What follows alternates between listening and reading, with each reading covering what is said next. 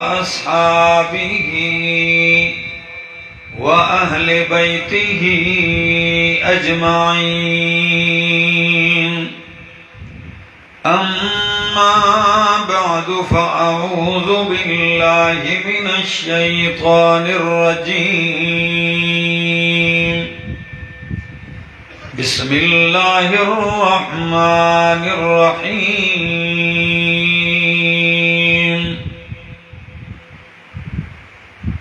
يا أيها الناس ضرب مثل فاستمعوا له. إن الذين تدعون من دون الله لن يخلقوا ذبابا ولو اجتمعوا له وإن يسلبهم الذباب شيئا لا يستنقذوه منه ضعف الطالب والمطلوب. ما قدر الله حق قدره إن الله لقوي عزيز. وقال تعالى: إن الله لا يغفر أن يشرك به ويغفر ما دون ذلك لمن يشاء. سبحان ربك رب العزة عما يصفون وسلام على المرسلين والحمد لله رب العالمين.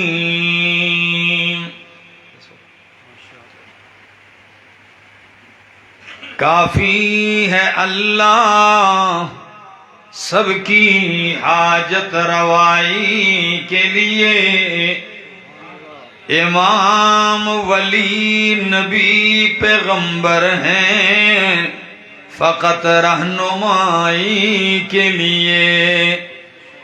نماز میں پڑھتے ہو ایاک نعبد و ایاک نستعین، پھر بھی پھرتے ہو در بدر مشکل کشائی کے لیے. انتہائی قابل عزت، قابل احترام، ذی قدر و ذی وقار علماء کرام اور بھیرا کے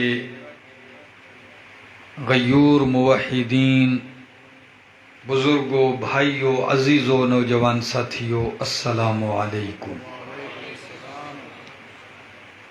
مجھ سے قبل آپ نے علماء کرام کے بیانات سنے اور اس محفل کے روح رواں موحدین کے قائد اور مرشد شیخ القرآن والحدیث استاذی المکرم حضرت علامہ مولانا محمد طیب طاہری صاحب حفظہ اللہ تعالی ورعاہ مختصر سی اور جامع گفتگو آپ کے سامنے فرمائی ہے. میں زیادہ وقت نہیں لوں گا کیونکہ وقت پہلے ہی زیادہ گزر چکا ہے، اور میں جب بھی آپ کے پاس آتا ہوں تو میرا نمبر جب آتا ہے تو پھر مجھے دو کام کرنے پڑتے ہیں، آپ کو جگانا بھی پڑتا ہے اور سنانا بھی پڑتا ہے.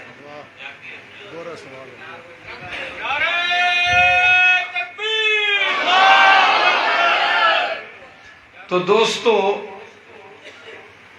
حضرت مولانا مفتی عبدالرؤف صاحب حفظہ اللہ تعالی اور مولانا قاری محمد اشرف صاحب اور ان کے فرزندان حافظ سہیل صاحب اور حافظ انس صاحب، ان کی محبت اور خلوص ہے، کوشش ہے کہ سال کے اندر 6 مہینے 7 مہینے بعد کوئی ایسا موقع تلاش کرتے ہیں کہ آپ کو اکٹھا کیا جائے اور کسی بہانے آپ کو رب کا قرآن اور اللہ کی توحید سنائی جائے. تو کیا توحید سننا پسند کریں گے؟ جو سننا چاہتے ہیں بولو سبحان اللہ۔ میرے دوستو، لفظ توحید اتنا میٹھا بول ہے، اتنا میٹھا کلمہ ہے کہ ہر بندہ چاہتا ہے کہ میں موحد ہوں اور مجھے موحد کہا جائے، مجھے مشرک نہ کہا جائے۔ لیکن مسئلہ توحید اتنا کڑوا ہے کہ جب بیان کیا جاتا ہے تو اس کی کڑواہٹ کئی لوگوں کو ہضم نہیں ہوتی۔ دوائی عموماً کڑوی ضرور ہوتی ہے، لیکن جب وہ حلق سے اتر جائے تو اس کا اثر شفا کی صورت میں، علاج کی صورت میں بڑا اچھا ظاہر ہوتا ہے۔ تو جن لوگوں کے دل میں مسئلہ توحید اتر چکا ہے، اللہ گواہ ہے، جتنی بھی لمبی تقریریں کوئی کر لے، لیکن اگر بیچ میں رب کی توحید نہ سنائے تو ان کو مزہ نہیں آتا۔ وہ کہتے ہیں توحید ہی نہیں سنائی۔ سارے انبیاء کا اتفاقی مسئلہ ہے، وہ مسئلہ توحید ہے۔ کیا ہے؟ لوگ کہتے ہیں اس مسئلے پہ چاروں ائمہ کا اتفاق ہے، اس مسئلے پہ محدثین کا اتفاق ہے، اجماعی ہو گیا، اس پہ علماء کا اتفاق ہے، اجماعی ہو گیا، اس پہ صحابہ کا اتفاق ہے۔ میں کہتا ہوں مسئلہ توحید پہ 1.25 لاکھ انبیاء کا اتفاق اور اجماع ہے۔ یہ وہ اجماعی عقیدہ ہے جس سے بڑھ کر کوئی اجماعی اور اتفاقی عقیدہ اور ہے ہی کوئی نہیں ہے۔ یہی وہ اہم مسئلہ ہے جس کے لیے اللہ نے مجھے اور آپ کو پیدا کیا ہے۔ اور قرآن کیا کہتا ہے سورہ ذاریات میں؟ وَمَا خَلَقْتُ الْجِنَّ وَالْإِنسَ إِلَّا لِيَعْبُدُونَ۔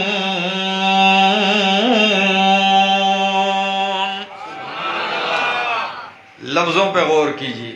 وَمَا خَلَقْتُ الْجِنَّ وَالْإِنسَ إِلَّا لِيَعْبُدُونَ، اور نہیں پیدا کیا ہم نے انسانوں اور جنوں کو اِلَّا لِيَعْبُدُونَ، مگر اس لیے کہ لِيَعْبُدُونَ اے لِيُوَحِّدُونَ، تاکہ وہ میری توحید کو مان جائیں۔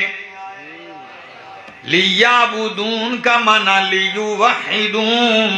سند المفسرین، حبر الامت، ترجمان القرآن حضرت عبداللہ ابن عباس رضی اللہ تعالیٰ عنہ نے کیا، بلکہ وہ تو قاعدہ اور قانون بیان کرتے ہیں کہ کل عبادت فی القرآن، کہ قرآن میں جہاں بھی لفظ عبادت آیا ہے اس سے مراد توحید ہی ہوتی ہے۔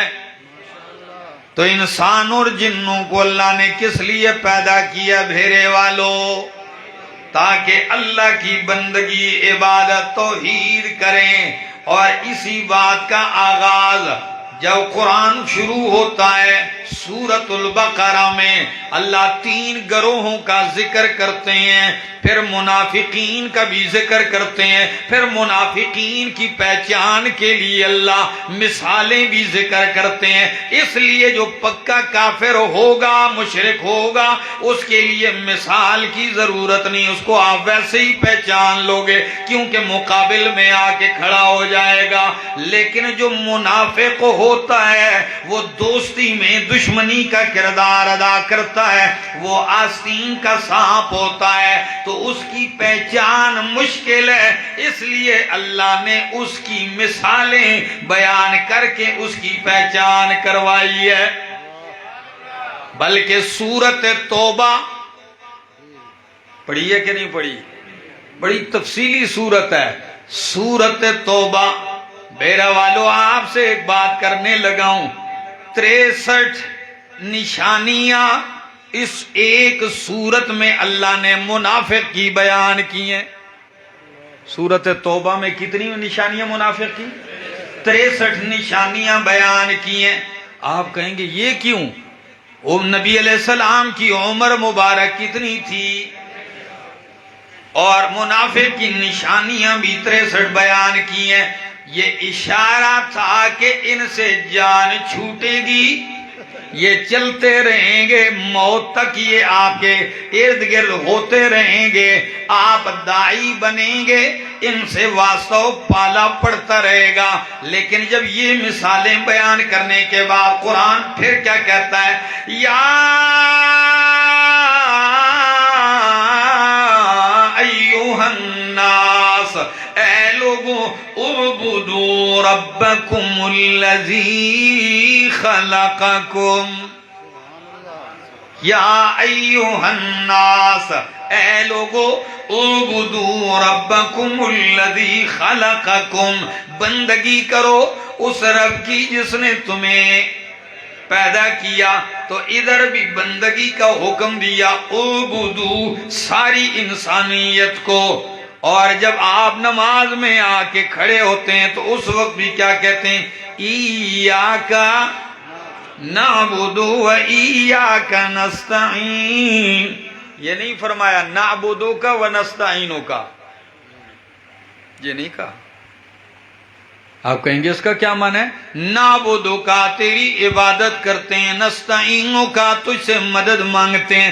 یہ نہیں فرمایا بلکہ فرمایا ایاک نعبد و ایاک نستعین. مفعول کو مقدم کیا اور تقدیم ما کان حقہ التاخیر یفید الحصر والاختصاص، تاکہ معنی کے اندر حصر پیدا ہو جائے. ایاک نعبد، حبر الامت ترجمان القرآن عبداللہ ابن عباس معنی کرتے ہیں اے نخصک بالعبادت والاستعانہ، اللہ ہم اپنی عبادت کے ساتھ خاص تجھے ہی خاص کرتے ہیں، خاص تیری ہی عبادت کرتے ہیں، خاص تجھ ہی سے مدد مانگتے ہیں. اور پھر عبادت 3 قسمیں عبادت کی، بلکہ میں آسانی کے لیے کہہ دیتا ہوں 4 قسمیں عبادت کی تاکہ ذرا اور کھل جائے. کتنی قسمیں؟ زبان کی عبادت، باقی بدن کی عبادت اور دل کی عبادت. یہ میں نے خاص الگ ذکر کی، دل کی عبادت. اور چوتھی قسم ہے مال کی عبادت. تو یاد کر لو بھیرے والو، دل کی عبادت، مال کی عبادت، جان کی عبادت اور زبان کی عبادت کس کے لیے ہے؟ یہ باقی 3 تو آپ سنتے ہیں اور اکثر پیش کیے جاتے ہیں. کس انداز سے؟ التحیات للہ والصلوات والطیبات. جب آپ التحیات بیٹھتے ہیں، قادے پہ بیٹھتے ہیں تو کیا کہتے ہیں؟ التحیات للہ. اللہ اکبر. ساری زبانی عبادتیں کس کے لیے ہیں؟ والصلوات، ساری بدنی عبادتیں اللہ ہی کے لیے. والطیبات، اور مالی عبادتیں اللہ ہی کے لیے. پھر قرآن دوسرے مقام پہ کہتا ہے قل، میرا پاک پیغمبر صلی اللہ علیہ وسلم ذرا اعلان کر کے کہہ دیجئے، ان صلاتی ونسکی ومحیای ومماتی للہ رب العالمین.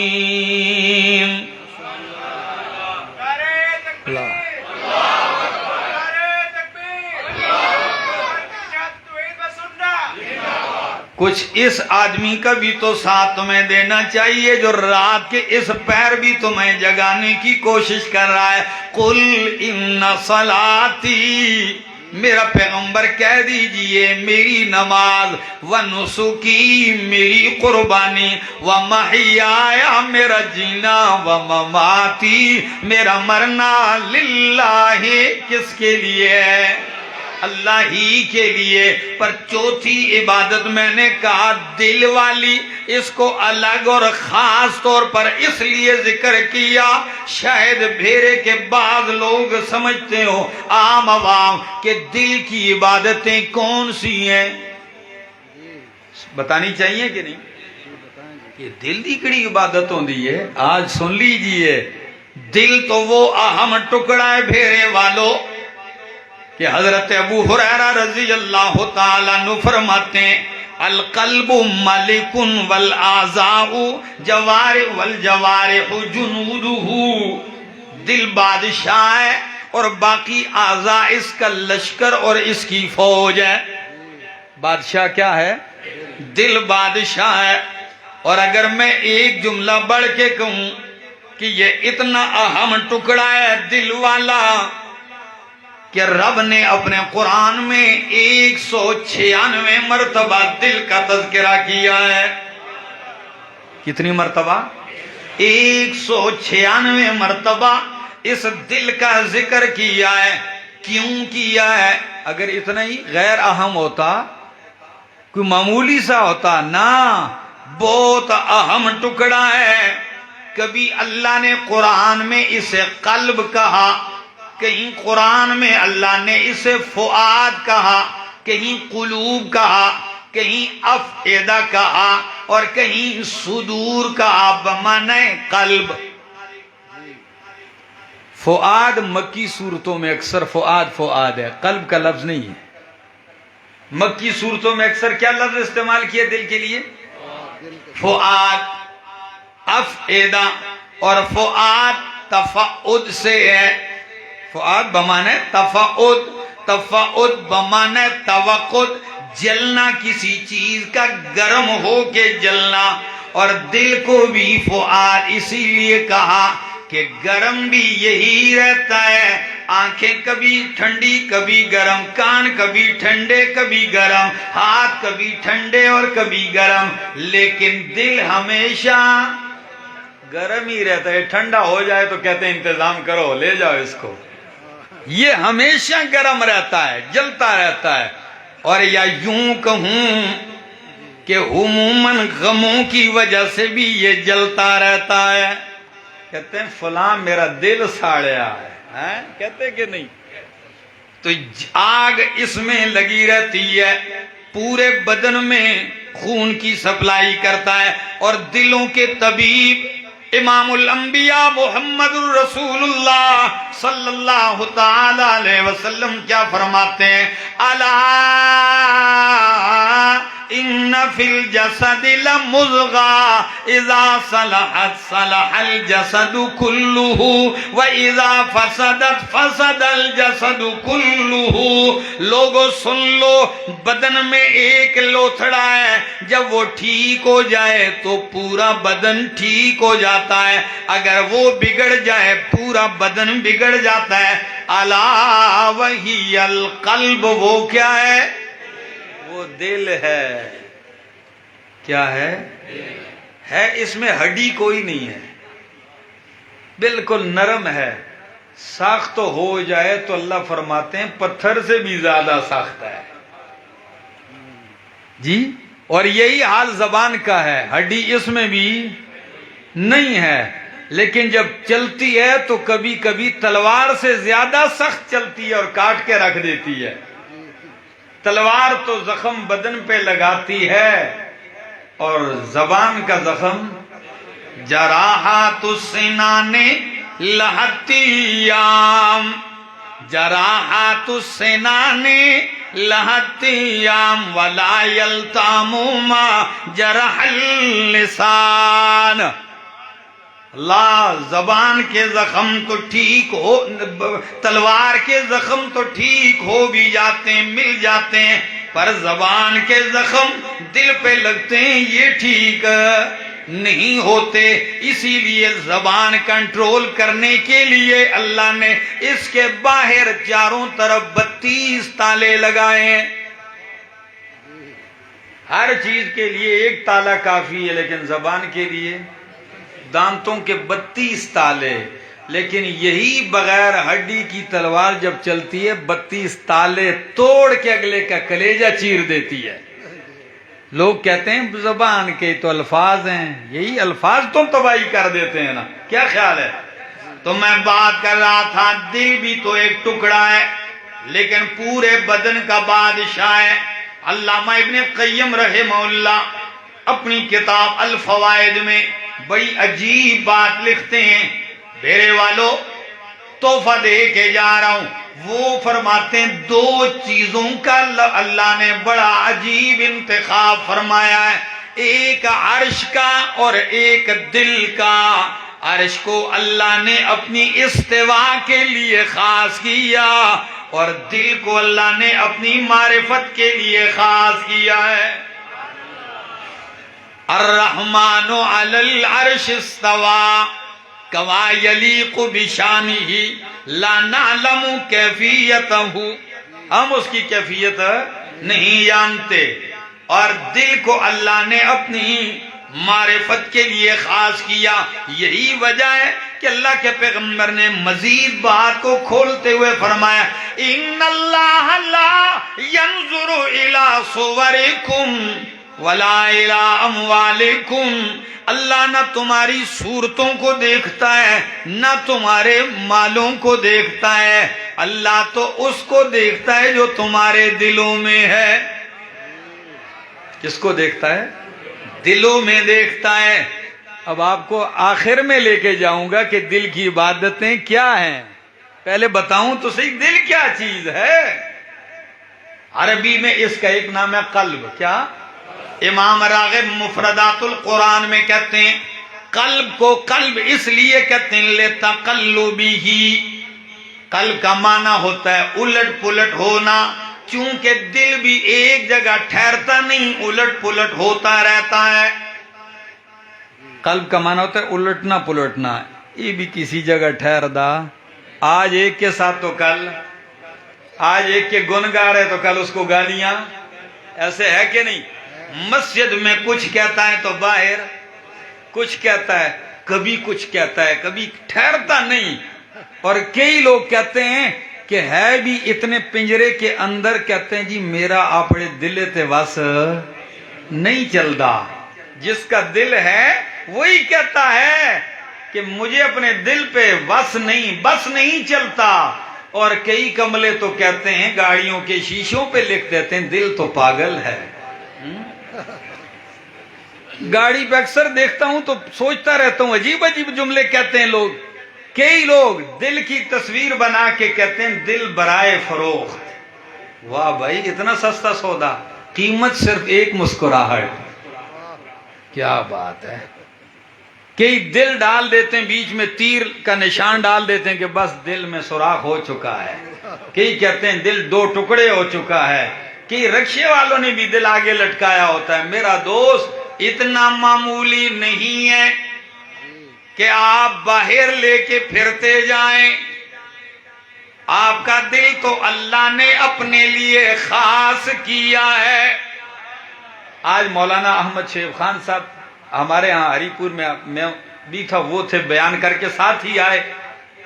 وہ تلا گنج چلے گئے، میں یہاں آ گیا ہوں. انہوں نے بڑی عجیب بات کی کہ آپ کے بدن میں اللہ نے باقی چیزیں اعضاء تو 2 جوڑا بنائے ہیں، مگر پیشانی ایک بنائی، دل ایک بنایا، زبان ایک بنائی ہے کہ دل بھی ایک، اس میں ڈیرا بھی ایک کا، زبان بھی ایک، اس سے جس کو پکارا جائے وہ بھی ایک، ماتھا بھی ایک، جس کے آگے ٹیکا جائے وہ بھی ایک. اللہ اکبر. تو میں دل کی بات کر رہا تھا. اللہ فرماتے میں نے کسی انسان کے سینے میں 2 دل نہیں بنائے. اللہ اکبر. تو دل ایک دیا اللہ نے اپنی معرفت کے لیے. کسی نے پوچھا نا حضرت ابراہیم خلیل اللہ علیہ السلام سے کیف کنت خلیلا، بندے تو رب کے اور بھی بڑے تھے، اللہ نے آپ کو خلیل بنایا، آپ نے کیا کیا ہے؟ کس وجہ سے مقام خلت پہ آپ فائز ہو گئے؟ رب نے خلیل بنا دیا، کیا کہنے لگے؟ بذلت نفسی للنیران وولدی للقربان ومالی للضیفان وقلبی للرحمن۔ رب نے مال دیا، مہمانوں پہ لگایا، رب نے اولاد دی، چھری چلائی، اللہ اکبر، اسماعیل علیہ السلام کی گردن پہ چھری چلائی رکھی، اور رب نے بدن دیا، جان دی، اسی کی خاطر شعلوں میں ڈالی، اور رب نے دل دیا تو وہ بھی پاس نہیں رکھا، وہ بھی رب کے حوالے کر دیا کہ اللہ تو نے دل دیا، اس دل میں اب تو ہی تو ہے۔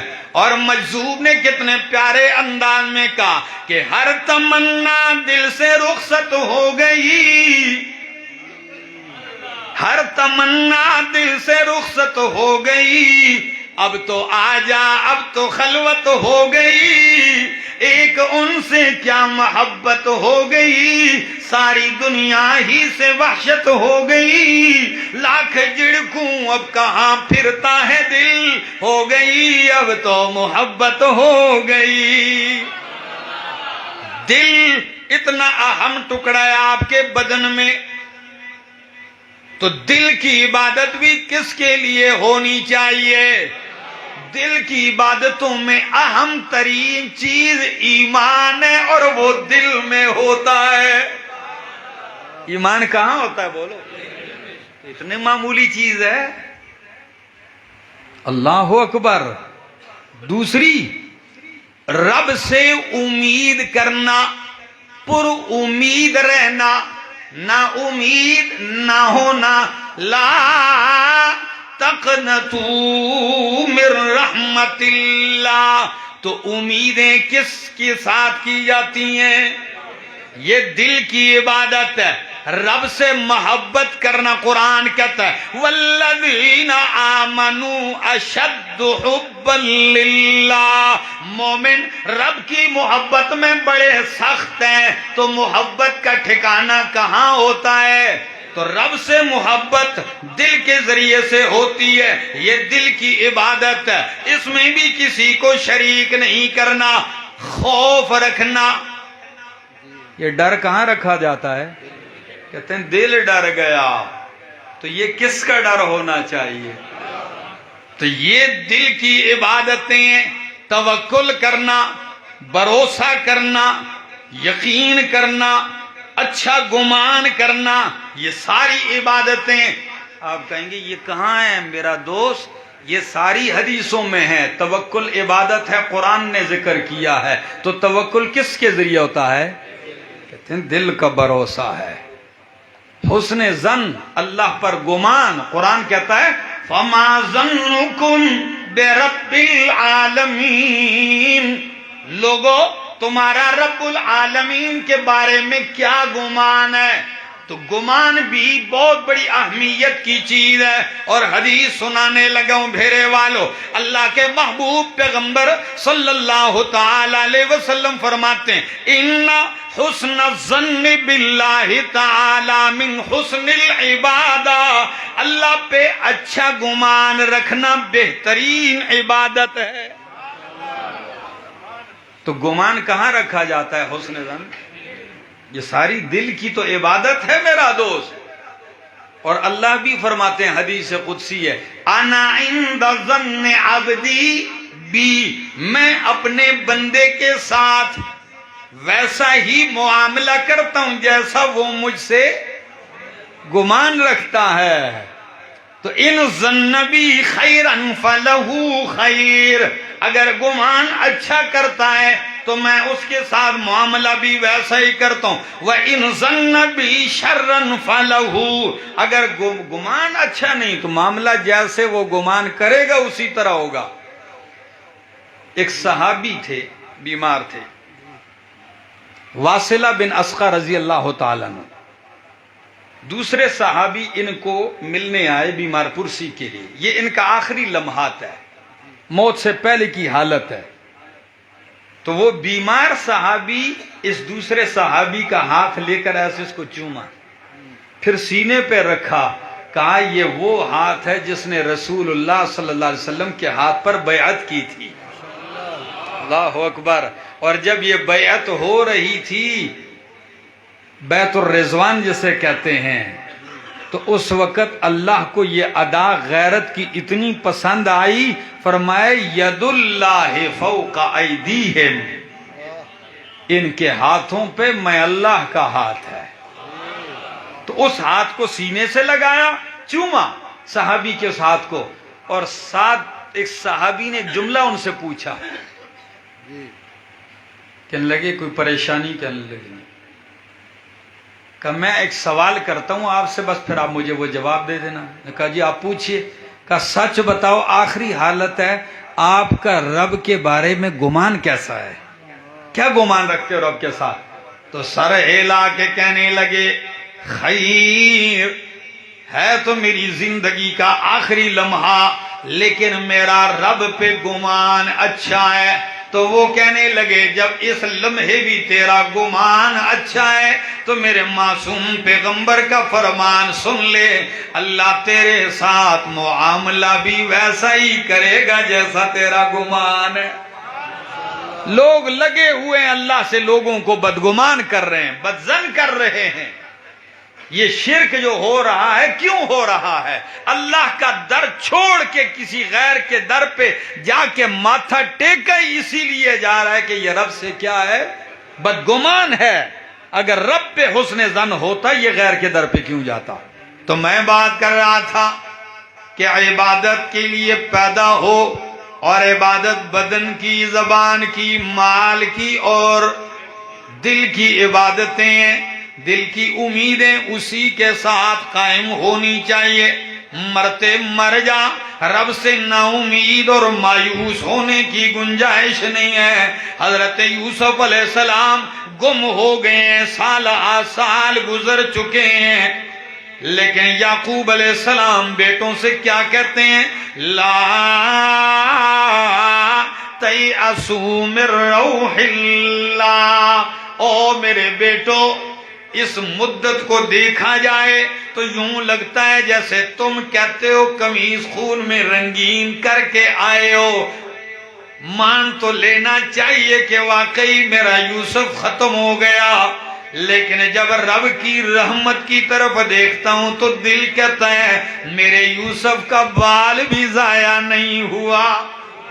لا تیأسوا من روح اللہ، اللہ کی رحمت سے مایوس نہ ہو.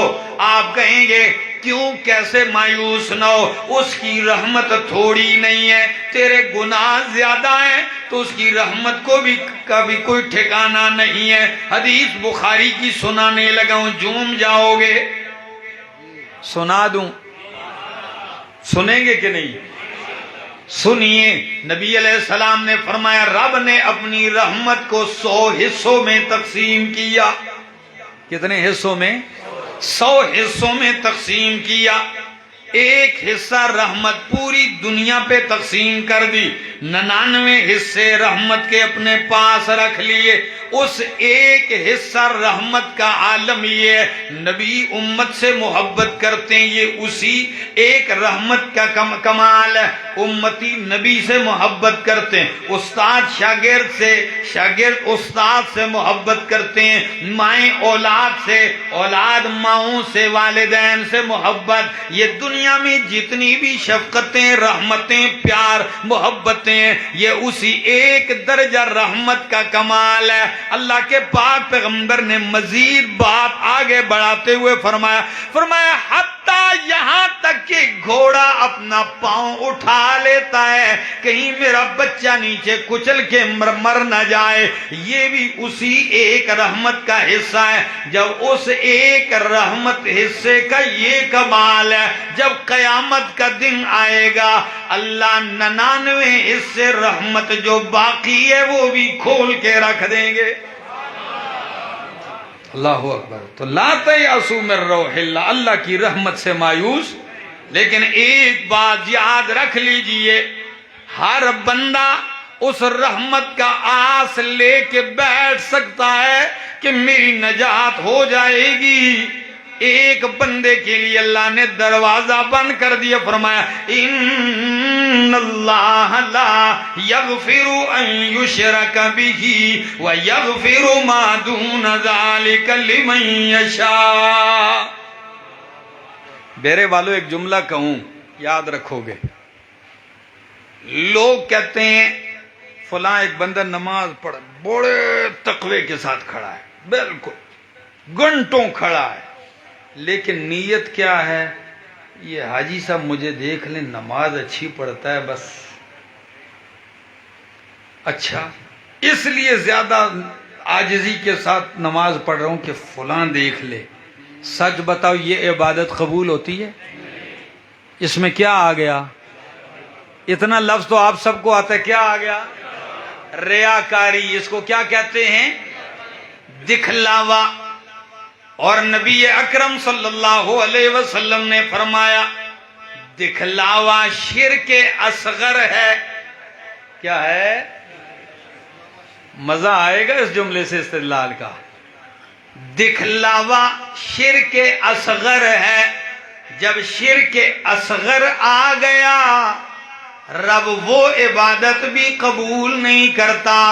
تو جب بندہ شرک اکبر کرتا ہو پھر امید رکھتا ہو میری عبادت قبول ہوگی, تو ہوگی؟ کبھی نہیں ہوگی. سچ بتاؤ, کسی مردے کے سامنے سجدہ کرنا, کسی زندے کے سامنے سجدہ کرنا شرک اصغر ہے کہ اکبر ہے؟ بولو. تو پھر آپ غیروں کے سامنے سجدہ بھی کریں اور اس امید پر رہیں معافی ہوگی. نہ میرا دوست. ہاں, کئی لوگ کہتے ہیں جی عبادت کا نہیں تعظیم کا ہے, یہ کہہ دیتے ہیں نا. میں نے کہا اگر تعظیم کا ہے پھر بھی حرام ہے.